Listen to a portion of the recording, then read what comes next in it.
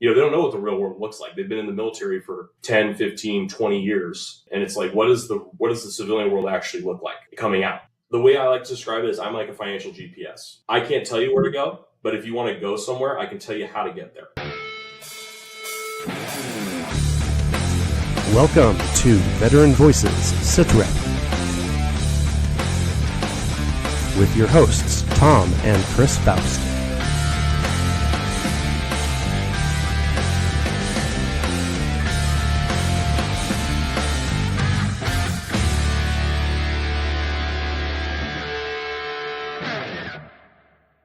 Welcome to Veteran Voices. I am your co-host, Tom Faust. I'm here with my son, Chris.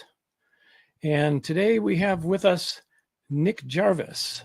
And he is a financial professional, but not really what we're going to talk about today. He's quietly become the guy to call, apparently, when a service member is staring down medical retirement, severance, disability, and the question like, what now? So rather than talk about his products, we will go ahead and just kind of get to know Nicholas here. And so why don't you go ahead and tell us a little bit about who you are, how you got started in dealing with veterans and all that. Yeah. Well, my name is Nick Jarvis. Originally, so I live in Idaho now, but originally I'm from Southern California, and that's kind of where my journey starts. So after going to school, I got my finance and economics degree from Grand Canyon University, and I got my MBA there as well. I ended up going back to San Diego and getting a job at the Navy. So I actually worked at North Island for several years. I actually ended up working there because my dad has worked there. Well, he just retired this year, but he worked there for about 35 years. He was one of the head engineers on the F-18 program. So he helped me get in, in no certain terms, but he helped me get in to get a job. I got on as a contractor, and then they liked me so much they brought me on as a full-time civilian. And as I worked through that, I was a management analyst, so I was more in the tech world at that time. In my previous life, I was all tech, so I was an analyst. I worked in landing gear half the time while I was there, so landing gear department. And I had some very similar benefits to anybody that would actually normally would be fully in the service. So I had a TSP. I had some of the same benefits as far as health and everything. And I went through that world and I kind of grew to understand it. I've always been kind of in the finance world as far as I've been kind of savvy with investments and things like that. I don't do investments yet, but that's coming down the pipeline. But with that being said, I was exposed to a lot of it. And I was exposed to a lot of service members dealing with some of the problems that they would have to deal with some of these benefits that they were given, right? After that, my now wife and I, was my girlfriend at the time, we decided to move to Idaho because her family was starting a real estate development business up here. And I didn't want to stay in California because California is terrible for a myriad of reasons. And that was my one non-negotiable with her. So we ended up moving up here. I worked in aviation for a little while after that. But then as I was going through the tech space, I actually ended up getting laid off from an awesome job. And it was mainly because of loss of work on the company side. And what ended up happening was I had built up several years of experience being in the tech world, being an analyst, and I could not find a like job within that time frame. And a lot of it was because of the tariffs, a lot of it was because of AI disruption.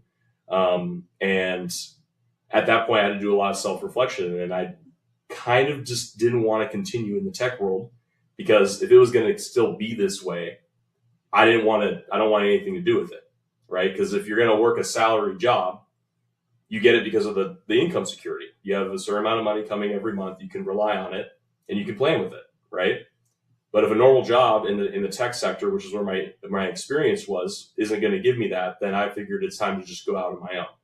Because working in that space, the best part of my job was helping people. That's all I've ever wanted to do, was just help people.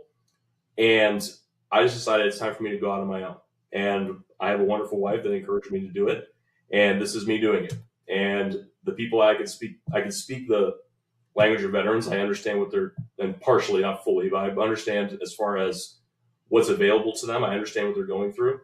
And a lot of the veterans I try to reach out to are the people who they've been in for a while, or maybe they're about to get to their 20 years and they don't know whether they want to leave right now or they want to stay in and get their full 20, right? Because that's when you get your first. that's a very specific scenario.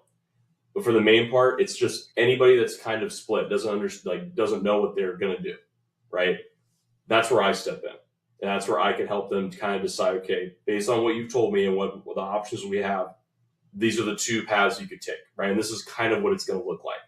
Because since I've been in both worlds, I know what both worlds look like. And I know what both of those roads are going to lead you to partially. I can't tell the future, but I can kind of give someone an idea, maybe make it a little bit of an easier decision. But that's a little about me. It's kind of how I got here. Is just I've always just wanted to be someone that could help people, and the people who really need help are a lot of our veterans, right? They don't understand they don't know what the real world looks like. They've been in the military for 10, 15, 20 years, right? And it's like, what does the civilian world actually look like coming out, right? And this is mainly for jobs, what their career future looks like, what their financial future looks like, and things like that. So that's why I'm here. All right. Well, we are glad to have you here. Appreciate you taking some time to chat with us on this. So in the planning session, you mentioned, people needing someone to talk to. What are they really asking you for when they say that? Like, is it advice, permission, validation, translator? What do you hear underneath those words? It's a little bit of all of it, really. A lot of it is, I don't even know what job I'm supposed to be looking for, right? I was a supply sergeant for 15 years. What does that even look like? What type of job title should I be looking for, right? It isn't a total part of my job, but it is part of it, right? And I can kind of steer them in the right direction to say, hey, if you want to stay in the same line of what you've been doing and leverage your current skills, these are the type of jobs you should probably look for. And through that interview process, through that application process, this is what it's going to look like in the current job market, right? And it's not even just veterans that need that help. It's just regular people, right? Because I've been through it. I've had several years of experience in a specific niche industry that, paid very well. And I saw what it looked like going into it. I mean, I put thousands of applications out there and didn't get a single response, right? And I really wish someone was there to tell me, hey, this is what this is going to look like now, versus me having to find it out on my own, having to just get pushed out and then, oh, wow, it's terrible, right? But as far as validation, a little bit of validation as well. Mainly because during my discovery process, we just discussed what are your options? What do you have at your disposal, right? Because a lot of veterans, when they get disability, you get paid every month, depending on what your level of disability is, right? That is untapped funds that you can use to be able to build yourself a better future, right? And that's kind of what we talk through. What kind of tools do you have to be able to make a better future for yourself, right? Outside of the crutches of working for the federal government, right? Because there's a lot of benefits to working with the federal government.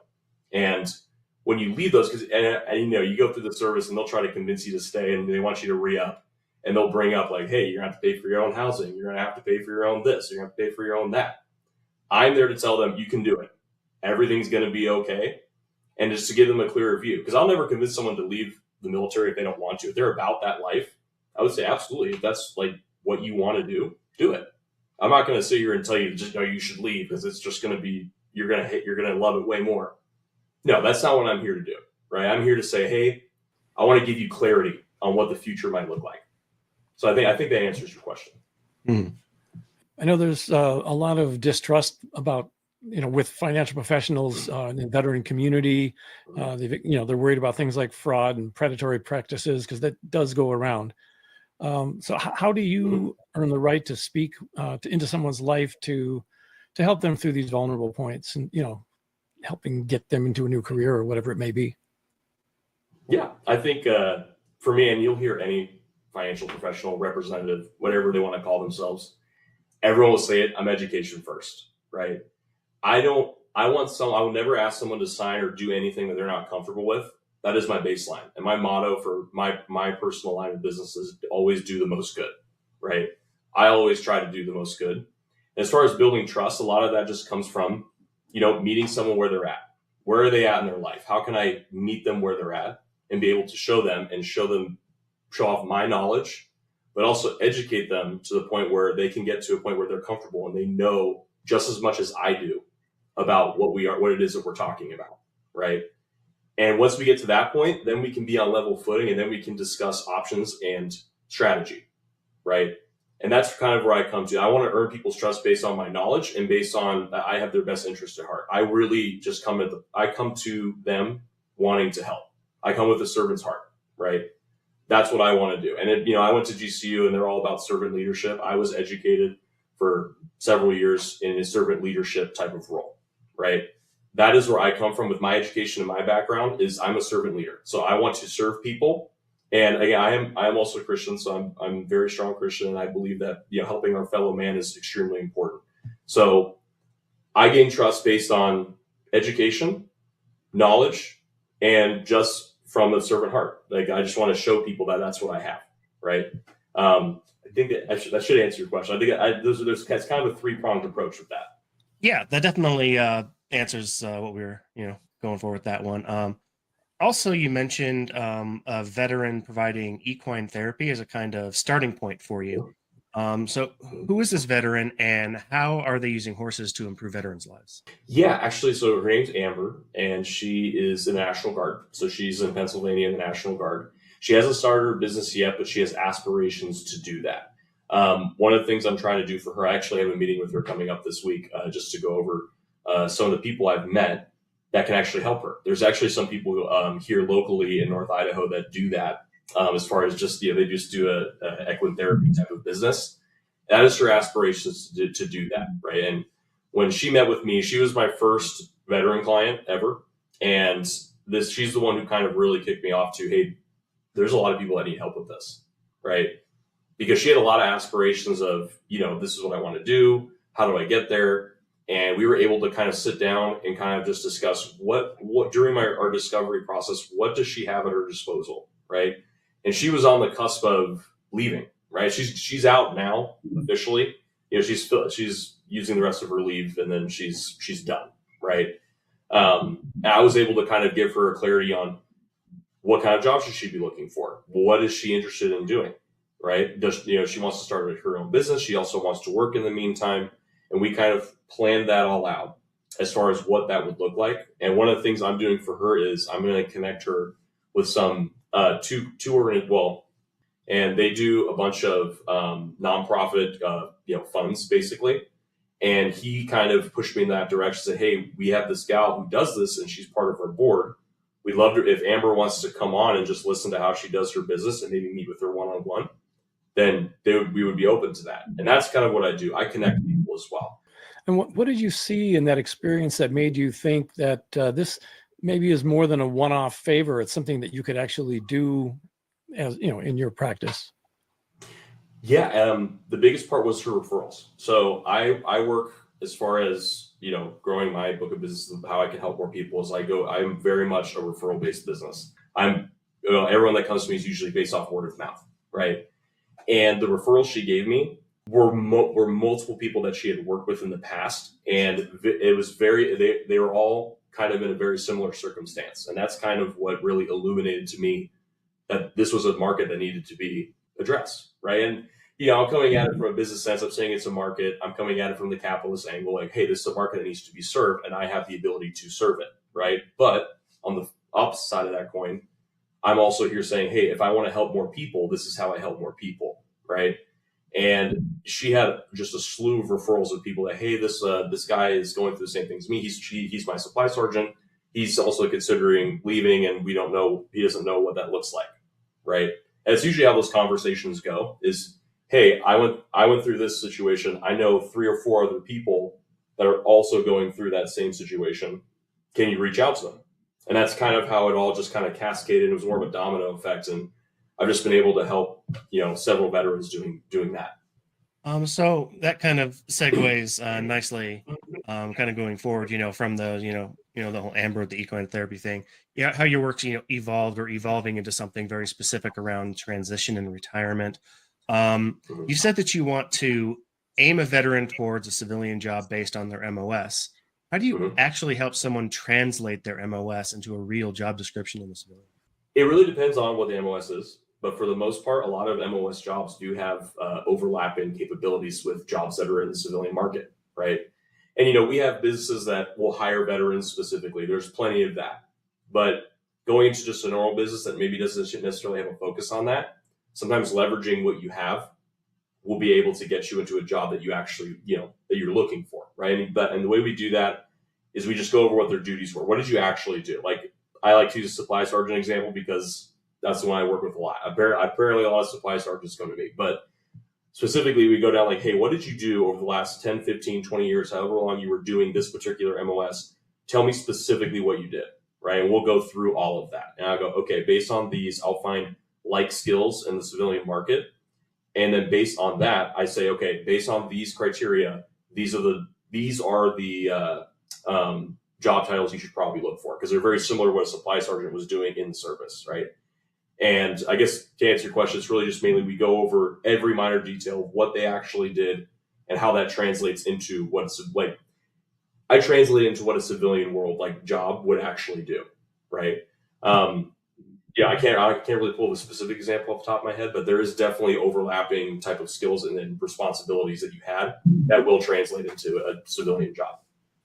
So when someone is getting out voluntarily or not, what might be the first 3 questions that you would want them to answer about their future to kind of set the stage? Usually in my discovery process, it's mainly financial. So I'll mainly ask them, what are you making right now as per your current role, right? I need to get a baseline of where they're at before I make recommendations, appropriate ones at that. So I usually ask them a series of questions like, how much do you make right now? What's your current status on, are you going to get disability? How many years have you served that count towards your FERS? What does your TSP look like, right? That's all part of my discovery process, right? And the way I like to describe it is I'm like a financial GPS, right? I can't tell you where to go, but if you want to go somewhere, I can tell you how to get there, right? I can tell you, hey, take this left turn, or you can take this right turn. It'll take a little longer, but we'll still get there, right? And all of that comes into those financial questions. So those are the first things I usually ask. On top of that, I'll ask them, where you live, how many kids do you have, what are your hobbies? I try to get to know someone, right? I want them to have a relationship with me because, again, this goes back to building trust. I want them to know that I'm there for their best interest. And the way to do that is obviously I want to talk to them. I want them to be friendly with me because I want them to know that I care about them and their family and their future. So those are my first couple of questions. I guess the first 3 questions would mainly just be, what's your financial outlook look like? What did you do in the service? And what do you want to do? Right? Those are the first 3 top questions I usually ask.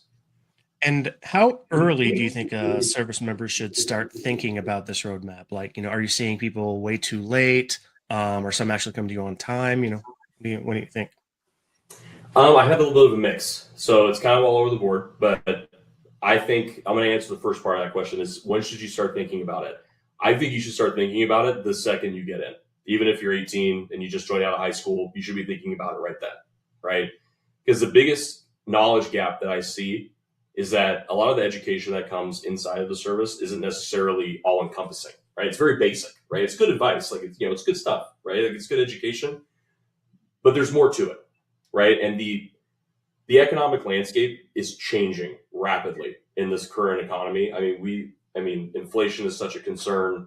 That's usually the biggest conversation I have with anybody is understand that when you get out and you work a salary position, you will be losing money every year, right? By just on pure buying power because of inflation, right? And, there's like cost of living adjustments sometimes depending on your job, but you can't really bank on it, right? This is the number one conversation I have with anybody. And it's that you have to understand that in order to get above inflation, you need to own something, right? Whether it's property, whether it's equities, whether it's whatever, right? You need to own something, right? And a lot of this comes from, I want to change their mentality on what money looks like, right? Like this is what it looks like. It's not just a pension check. It's not just a paycheck you get when you're in the service. It's more than that, right? Coming out of it. And you want to build something sustainable and long lasting, right? But yeah, so the first part of the question, right when you get in, you should be thinking about it. And you should be thinking about it your whole career, right? Because the sooner you start, the better your future is going to look. And this goes for anything, retirement, anything, you want to be future oriented, right? A lot of people come into me because they're also just right at the cusp of, man, like, I don't know what to do. And I'm like 2 or 3 years away and I don't really understand what this is going to look like. Like I might be able to make a decision based on all of these briefings I'm going to and what they're telling me, I might be able to make a decision. So there's some people that do that, like come at me, that I would say is like maybe the right time is like you're 2-3 years out, it's starting to become real, and your future is starting to come at a really fast pace. I haven't got anybody that's like, too late, I guess. I guess too late would be like more like you're already out and like, I don't know what to do. I haven't got anybody yet that has been in that position yet. I can absolutely work with those people, but I haven't got anybody to do that. So most of the people that I talk to are either right at the right time or maybe a little early. Maybe they're like mid-career and they're like, maybe I should start thinking about what the future looks like, right? Mm-hmm. So yeah, it's kind of a little bit of, I've got a little bit of a mix. All right. So you mentioned TSP. That's like the military's version of the 401k, a savings plan, and that you watch their retirement as they're coming up, depending how long they've been serving. So what does it actually look like in practice when you sit down with a service member and talk about the TSP and what they should do with it, and maybe they don't really understand how that relates to civilian life after they get out? Well, a lot of times I see people that will get a TSP and they don't touch it for 20 years or 15, 17 years. And they think it's like, this is great. It's actually not that great because they don't touch it, right? They don't actively manage it, right? And there is, we have 2 TSPs now. We have the traditional and the Roth. Both are very similar. They all have different types of funds in it. They're more like package deals, and you can do some individual stuff in there. But the main part is I want veterans to understand they need to take a more active role in managing their retirement, right? Like they need to be in there and they need to understand what's inside of those funds and what's inside of their TSP, but also be disciplined and contribute to it regularly, right? And that goes for any retirement account, whether you're military or not. That goes for anybody. I mean, I'll tell the same thing to anybody who wasn't in the service before. You need to be consistent. Whatever amount you can put in, make sure that you are consistent and you're disciplined about what you put into it, right? That's kind of the main thing that I see with most veterans is, I started a TSP because in basic they sat me in a room and said, you're not leaving this room until you open one, right? And then that's it. And they don't do anything else with it, right? So that's as far as the TSP is concerned, that is the number one thing that I see with everybody coming to house, that they've got it, but they think that's it and they're good, right? And I'm here to tell them, hey, you need to be a little more actively managed than that, right? You need a little more intentional. So that's the main thing I see with TSPs mostly.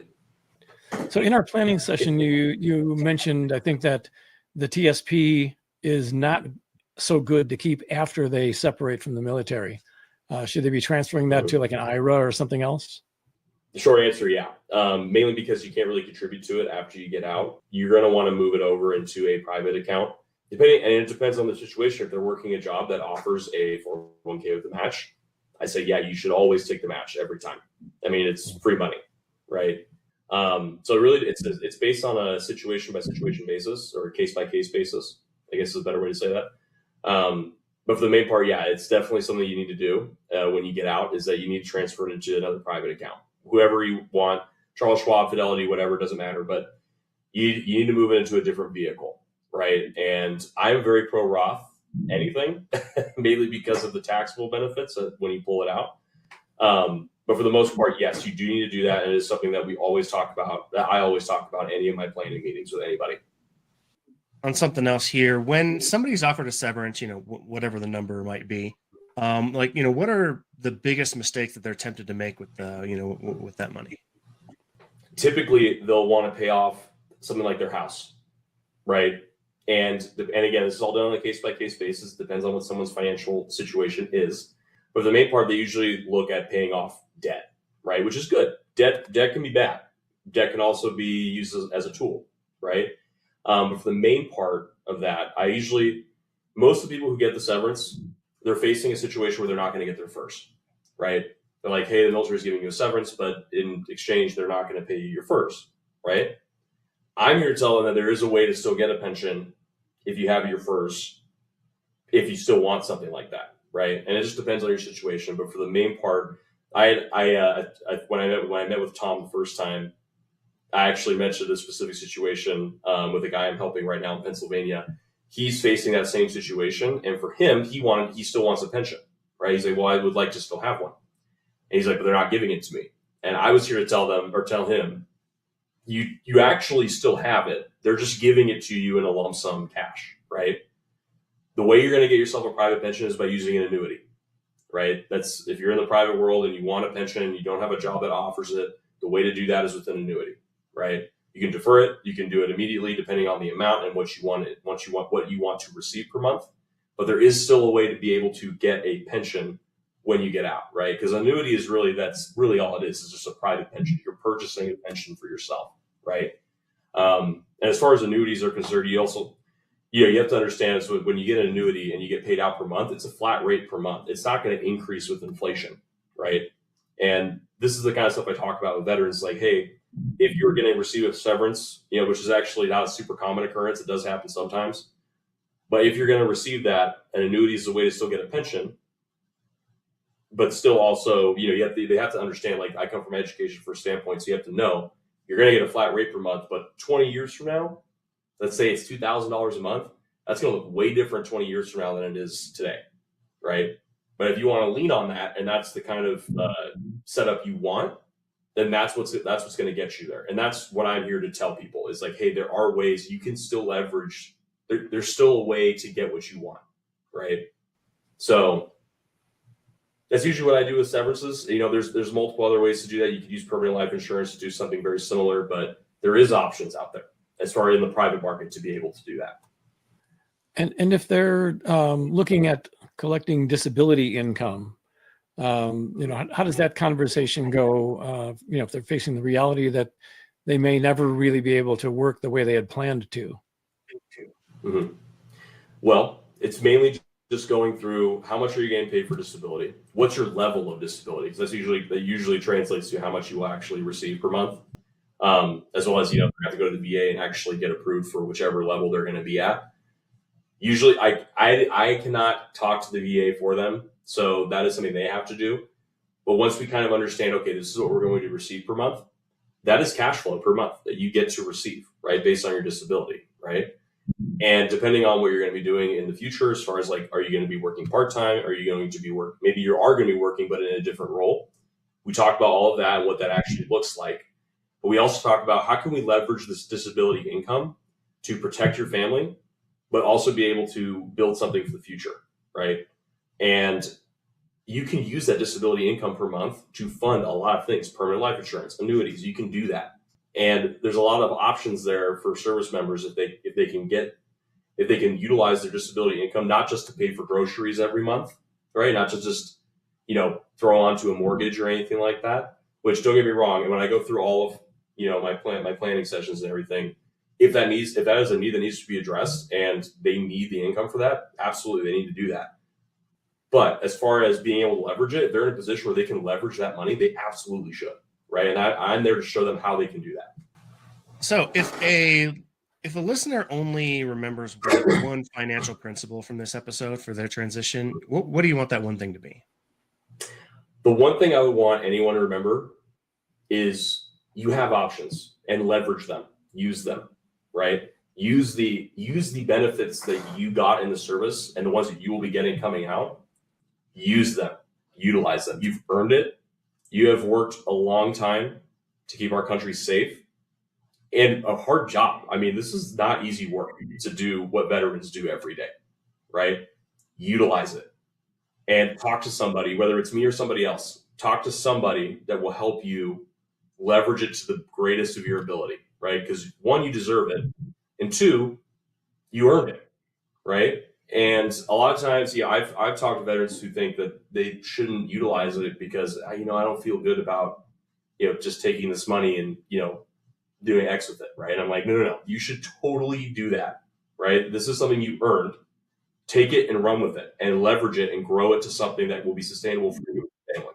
And that's what I'm here to say. And that's the one thing I'd want anybody who would ever listen to this is talk to somebody, whether it's me or somebody else, and leverage it, utilize it for you and your family, utilize it to protect your family, utilize it to grow your family. And that would be it. That would be the one thing. Good advice. In our planning session, you talked about people should not just survive, they should thrive. And when you look at veterans who serve, and what does just surviving typically look like? it really looks like taking that money and maybe just paying bills off per month, using it like using your disability. Oh, well, I have this credit card bill I need to pay, right? I'll use my disability income to do that. Don't do that. That is an income stream that you can utilize to thrive and not just survive, right? Because when you're in the military, they teach you how to survive. They teach you how to have grit, how to survive, right? And that mentality carries over, right? But I'm here to tell veterans that you can thrive with this. You don't have to just survive. You can do better than that, right? And I want better for them. I want them to be better than that. And I have seen too many homeless veterans and too many veterans who are just down their luck that I'm like, how can I help these people, right? It's like they haven't, because this even goes outside of veterans too. Most people do not get the right financial education when they're even in school, right? No one teaches that anymore, right? And for me, it's like, it's so important for me to focus on, I work with regular people too. I don't just work with veterans. I work with anybody, but specifically for veterans, I've seen so many tools that you can use and no one uses them, right? And I'm like, it's right there. Like the answer is right there. Like, let's use it, right? So for the most part, I just want them to know that you can leverage this and you can actually thrive outside of the military by utilizing what you've earned, right? And I want to make that very clear. You have earned it. You can use it, and you should. And that's the main mindset that I try to, move veterans into. Utilize what you have. Thrive. So can you kind of tell us about someone you've worked with who was clearly in survival mode? Like, like what were the signs? How did that show up in their decisions? I'll use Amber as an example. Amber was a good example of this because she was in a position where, she was just thinking about paying the bills, right? Using disability, pay the bills. Oh, my bills are paid for. Now I can just kind of coast and just ride it. I was there to kind of change your mentality on what that looks like. Take that in, because most people who are high income earners have multiple streams of income, right? Coming out of the military, and especially coming out with disability, you already have one, right? And I and when I go through a planning session, one of the questions I talk about is, I'll ask anybody, what do you think is your most important asset? Right? Very simple question. And I'll even bring it to you guys, Tom and Chris. What do you guys think is your most important asset right now? I'd probably say my ability to actually work. And you would be correct. You would be correct. You've heard this before. It is you, right? Most people will say their house, their car, their snowmobile, their, classic car. They'll say some like physical thing, right? It's not. You are absolutely right, Tom. It is you. You are the one keeping your family in the black. You're the one bringing money in. You're the one working, right? It's important to protect that, right? Whether it's life insurance, disability, anything like that. And with veterans coming out of the service, they already have one of the keys, disability, right? They have that income stream, right? And they're going to get it for the rest of their life, right? Once they attain that level, they're going to get it.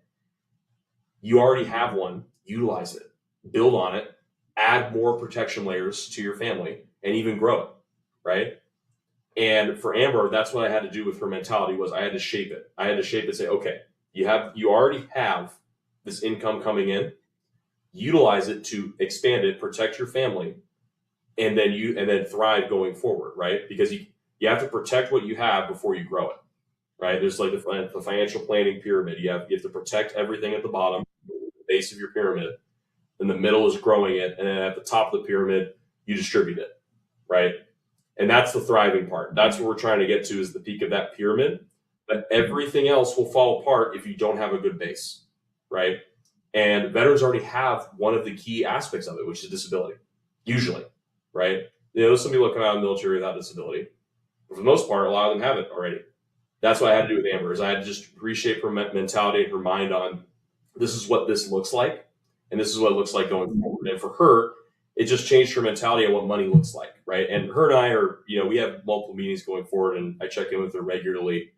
And for her, it's a transformational process for her currently in force, or currently building at this current moment. And what do like families, spouses, parents, even kids, what do they miss about the transition, about what the transition does to the veteran internally? Is there something that they don't see that maybe these loved ones of the veteran need to understand?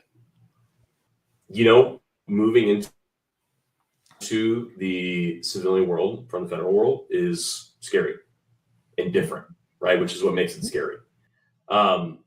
I guess if I were to say for any of the families, any of the dependents and the spouses of anybody who's in the service going out, it's a difficult step to take, right? It takes a lot of bravery and a lot of courage, right? Because it's just different. It's just change, and people are scared of change, right?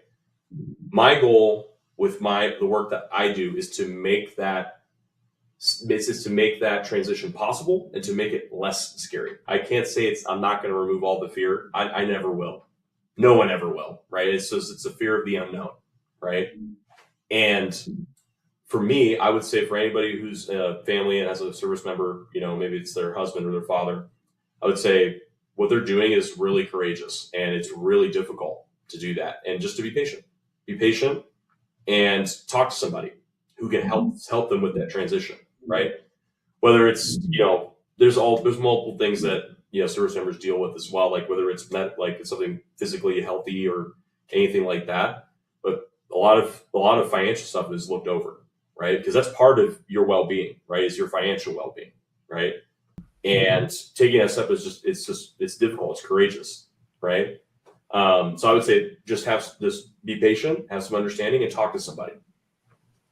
Obviously, you've been in a point where, you go to talk with somebody and then you realize, okay, they shouldn't be talking about this right now. They might be, dealing with some emotional stuff they need to deal with first. Because, obviously you need to kind of fix yourself before you can fix other things.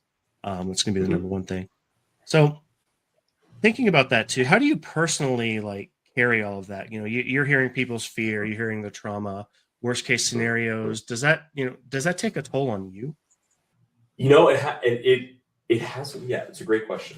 I see it as my duty to be able to help these people. I'm in a position to be able to help them. So for me, yes, I hear about all kinds of really sad stories. I sit at New Beginnings every Tuesday. I don't know if you guys know what New Beginnings is, but New Beginnings is here in Post Falls. They do, they're a veterans benefit. And I get people that come up to my table in the lobby all the time that just want to tell me about their story. And a lot of times I will do what's called I call it a pro bono case, where it's like someone just needs my help for some clarity financially.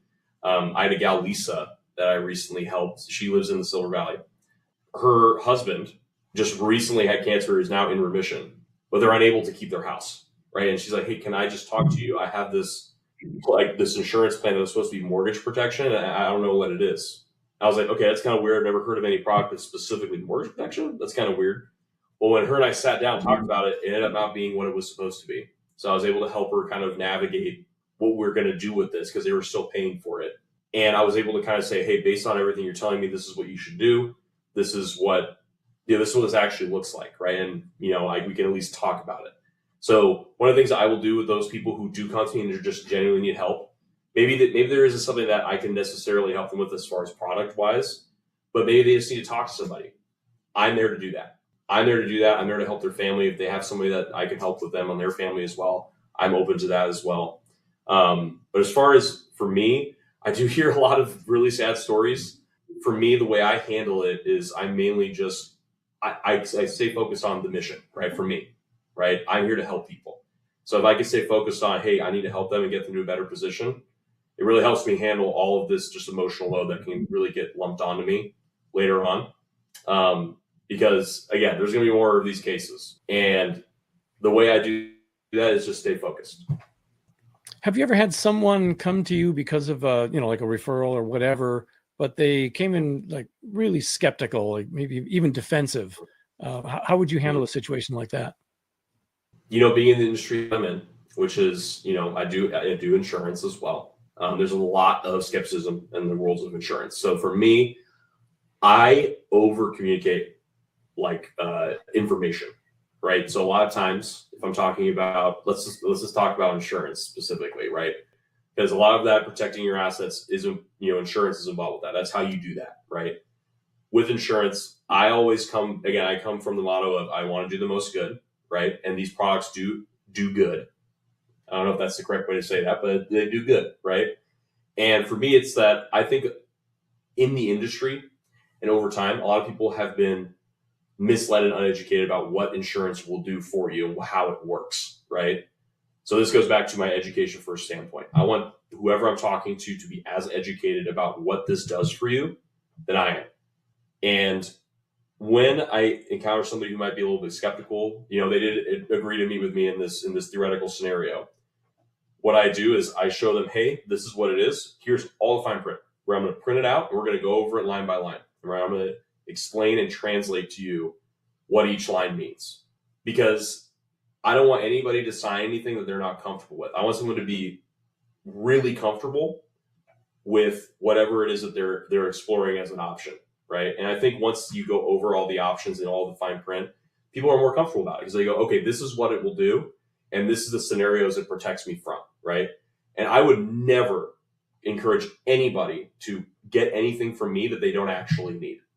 I would never do that. That is something I despise. I've never liked that about any salesman or anything like that, right? I hate to use the word sales, but it is a business I'm in. But with that being said, if someone genuinely does not need something and say they're skeptical when they come to meet me, they just want to kind of maybe see what I'm all about. If they have something that they honestly don't need, I will tell them immediately in the meeting, hey, we're not even going to talk about this because you don't need it. Based on your situation, your scenario, you just don't need it. And I am not afraid to do that. I am okay with that. I would just rather make less money than sell somebody something they don't need. Again, that comes from trust building and relationship building as well. So if someone comes to me that's skeptical, I just try to build a relationship with them. And that's how I do that. Okay. And then kind of going off of that too, during this conversation, is there a certain moment that you can tell when, you feel the guard drop and, they decided, okay, yeah, I can actually talk with this guy? Yeah, usually it's when they start disclosing more information than they needed to, right? And they start telling me about something that I didn't even necessarily ask about, but they just start talking about it. That's the moment I know when, okay, they're open to it. Now we're making progress. We're gaining traction, right? Once somebody can just relax and just start saying, I'm in this financial situation because of X, right? That's when okay, they've let their guard down. Now we can start talking about what that actually looks like and why they made the decisions they made that have got them here. And once I see that moment, I can always feel it when someone just lets their guard down and starts relaxing. Their shoulders get a little more relaxed and a little more slumped over. That's when I know that we can start talking about the deeper meaning of what these decisions were that they made. Because a lot of times, someone will come to me and they've made a few different decisions, and I just ask questions. I want to know. I want to understand their mentality and why they made that decision, right? So I'll ask, hey, why did you do that in that moment? What led you to do this? And once that someone can start, providing more information than what I asked for, that's when I know that we can start making a lot of traction. And that's the moment that I know that we can start moving forward in a meaningful way. What happens when you come across someone with a situation where it's okay, this is bigger than me. I need to bring in another expert, an expert on this. What might be some red flags that you listen for? Are there any clues that you'll see that's okay, what they're dealing with something else that's really not my territory and I need to bring in another expert? How would you notice that? I would notice that when there are key parts, key pieces of information that they don't want to share with me. When someone agrees to meet with me, I always try to tell them hey, when we get into a meeting, I'll be going over a lot of personal information. We're going to do this privately. Outside of, where no one's going to overhear us or anything. Anything you tell me does not leave this room, right? It's between you and I. And typically a red flag for me will be if we're in that setting and I've set everything up right to where we're in a private setting and they still won't share that information with me. That is a little bit of a red flag to me because I'm okay, clearly there's something else going on that they need to figure out that I can't necessarily help them with. Because I can't make good recommendations if they aren't completely transparent with me, right? And if they're not ready to do that, then that's okay. That's okay. That's totally fine. I'm not going to, rake them over the coals for it. There's obviously something else going on. At that point, I would just say, hey, whatever's going on, I'll try to make a recommendation based on the information you gave me. But in order for me to give you solid recommendations, I need to know this information, right? And whatever it's going to take for you to share with me, maybe we need to have a few more meetings. Maybe you need to get to know me a little more, or maybe there's something else going on that you need to address. Typically, I would just encourage them to go see someone about that, right? Whether it's maybe it's relationship problems, or maybe it's something else, whatever that is, that's usually my red flag, is if they aren't willing to open up and share everything with me, right? Because I need to know this information in order to do my job appropriately. So you have a situation where, a veteran's listening right now, they live in a small town, they don't have any obvious programs, what is something that you would tell them, to start looking for, are there, clues that they can use or look into that, an organization is the real deal versus just, logo and brochure? I would say if you're going to look into any sort of help, whether it's outside organization, the first thing they should look for is an individual, a person that they can talk to. Someone, I know it's going to sound like, I'm pretty biased, like someone like me, right? Like someone that is an individual who's really passionate about this. They're going to want to help you, right? And they can at least point you in the right direction, whether you live rurally or in a place where maybe there is a lot of options for you. But within the digital age, there's a way to reach anybody, right? I can meet people on the phone, Teams, like a video call like this, or I can meet them in person depending on where they live. I can do any of that, right? There's also a lot of other people in the industry that can do that too, right? I would say for someone like that, it's probably better to talk to an individual first who's in their corner they have a relationship with. A relational type of person that they can talk to is going to be better than trying to search online and just trying to like query and throwing everything at the wall and seeing what sticks, right? Talk to an individual who can focus your energy on finding something that can help them specifically in their specific situation. That is what I would tell anybody in that situation that you line out, is find a person, find an individual who can help you and talk to you one-on-one. Because what I've also seen is for people who meet somebody like me one-on-one, it's really easy for them to break down the walls and start actually talking about it. And that's how you can make true progress, right? Is by actually being transparent and open. And the way to do that is to have a relationship with somebody who, use like one-on-one, less of a classroom style, more like, hey, let me talk to this individual. Let me explain what's going on in my life, right? And how can I make it better? So that's what I would say to anybody in that current situation. Let's shift a little bit to like building a roadmap here, sort of. So let's say someone is a year or two from getting out of the military. They plan on staying that whole time. They're going to retire or whatever. But if they sit down with you today, what's the first step that they would take? The first step they would take is, let's view all of your options, right? What is being offered to you when you get out? That's where we start. Because we can't make any other plans until we understand where's the money coming from, what's your future career going to look like, what's the estimated annual income you can maybe expect from a job, from whatever career you're gonna choose. Do you have a disability? Do you have a severance? What do you have? SGLI? Are you gonna move to a VGLI, which I would recommend that you don't? What kind of life insurance options are there for you? What kind of disability options are there for you? So that's really the first thing to talk about, is what do we have at our disposal, right? Because once we know what tools we have, then we can start crafting your future. I just made that up right now. With all the tools, that little blurb. We need to have all the tools ready before we can actually start a project, right? It's like anything you do with woodworking, anything. You need to understand what tools you have, and you need to have the appropriate tool to be able to accomplish the job in the right way. So that's the first thing I always talk about. You kind of mentioned there's a couple of different steps here. There's not doesn't seem like there's a step 1, step 2, step 3. It's kind of what's needed first. Let's go through all the options here. So what if there's a situation, say, if somebody's already in a crisis, they're being pushed into a medical retirement faster than they expected, what's kind of like an emergency triage version that you would think of for kind of a roadmap? Yeah, so if somebody comes to me and they're like, hey, I'm leaving next month. I don't know what to do. Is that did I have that right? Yeah, whether it's, and it could be, medical reasons, they can't continue, they're saying, I can't serve anymore because of injuries or whatnot. And it's like, right. I was not expecting this. It would be kind of the same. It would be a similar situation. We need to see, okay, because this is happening and it's happening at a fast pace, whatever we're going to be doing and whatever options or tools you have, we need to determine, okay, based on the brevity of the situation, we need to do this quickly, right? So whatever we can do, we need to get all of these tools in place to get it within a good time frame, right? So with that being said, it just means that time is of the essence, and for that, I would say we need to meet more frequently. Up until that point, I need to be kept appraised about like what's going on. Like, okay, so right now you're going through all your briefings. Okay, you're being separated right now. What can we do in the meantime that we can get you protected, right? And we can at least start figuring out a plan, right? So as far as like a triage situation, I would want like at least an extended meeting with them and say, hey, like let's do an hour, maybe 2 hours, that we can just discuss. Okay, here's what this is going to look like. This is the situation I'm in. These are the tools that I have right now, right? Because if it's something that's happening that fast, you're still going to have some options, when you're leaving. I would want to start getting those, race cars on the racetrack as soon as possible, right?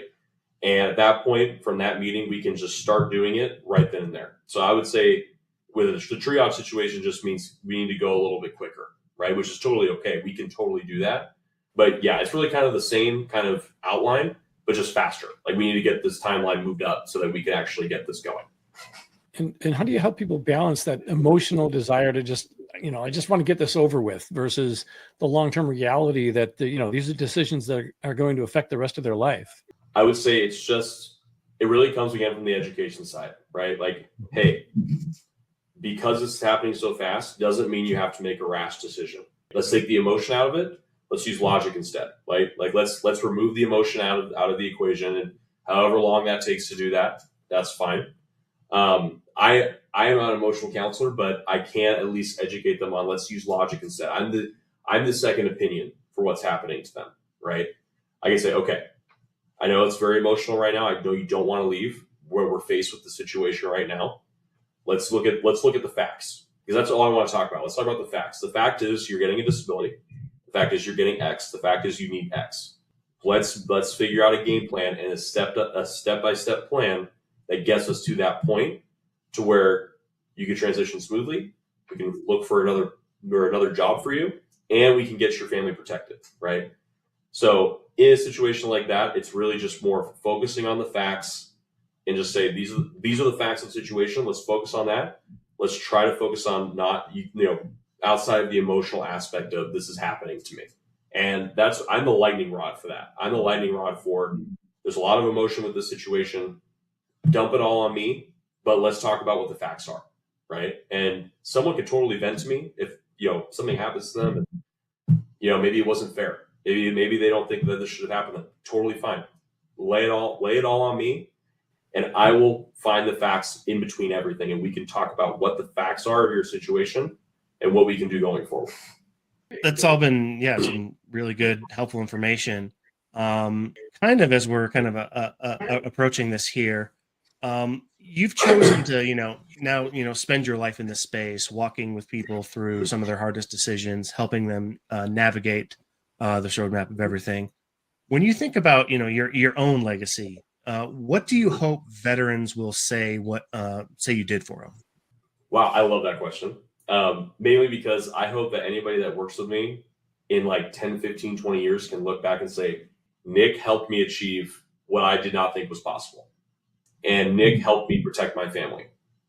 Those are the two things that I would want any veteran that worked with me could say.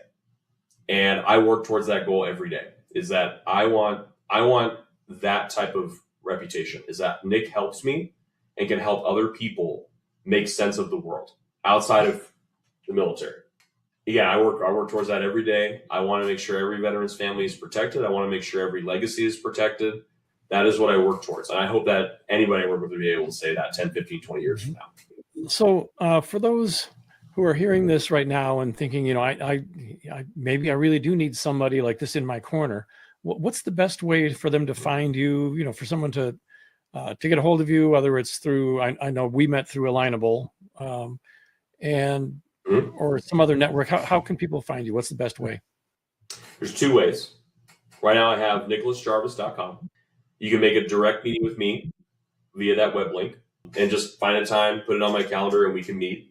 And the second way to get me is just give me a call, which would be at 208-755-9288. That's the best number to reach me at. I always pick up the phone. If I don't, just leave me a voicemail or even just send me a text. I'm very relaxed on this. You can text me, call me. Heck, you could even send me a letter if you want. Any way you can reach me, but those are the two best ways. I think I know the answer, but I'll ask anyway just to make sure. This, if they call you or set up a meeting with you, there's no obligation, no charge for this. Absolutely not.